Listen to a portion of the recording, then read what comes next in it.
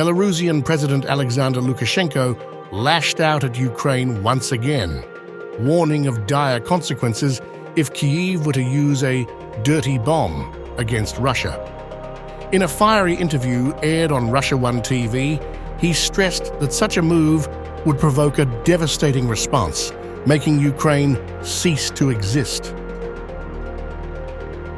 Lukashenko, a key ally of Russian President Vladimir Putin, questioned the courage it would take to press the button, emphasizing that even a strike on Moscow would not bring Russia to its knees.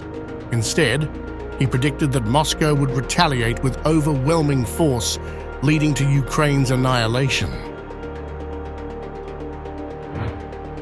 In order to press the red button, you need to have a certain amount of courage.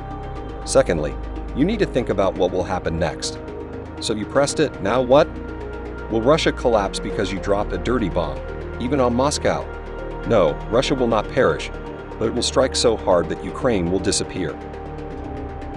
Despite the harsh rhetoric, Lukashenko expressed doubt that Ukraine is developing nuclear weapons, arguing that Europe would not allow President Zelensky to pursue such a path.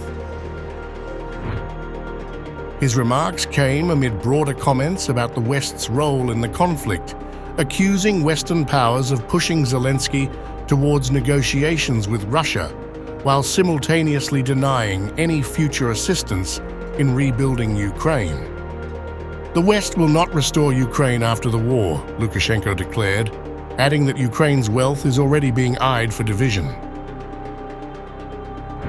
Portraying his bond with Putin as familial, Lukashenko asserted that they share a unified stance on the war focused on negotiations. However, he lamented Zelensky's refusal to engage diplomatically, calling him stubborn. He also took aim at U.S. politics, disparaging the candidates in the American presidential elections as idiots, contrasting their political climate with that of Belarus and Russia. Lukashenko downplayed reports of North Korean involvement in the conflict, dismissing rumors of Pyongyang sending troops to Russia as rubbish. He maintained that Putin would never rely on foreign armies in the war, warning that introducing any foreign troops, even Belarusian, would be seen as a dangerous escalation, potentially triggering NATO's direct involvement. In a separate interview with the BBC, Lukashenko reinforced his control over Russian nuclear weapons stationed in Belarus, asserting that their use would require his personal consent. Putin will never use the weapons stationed in Belarus without the Belarusian president's consent, he said, signaling readiness to deploy them only in the event of a foreign invasion on Belarusian soil. The interview also touched on Lukashenko's political future.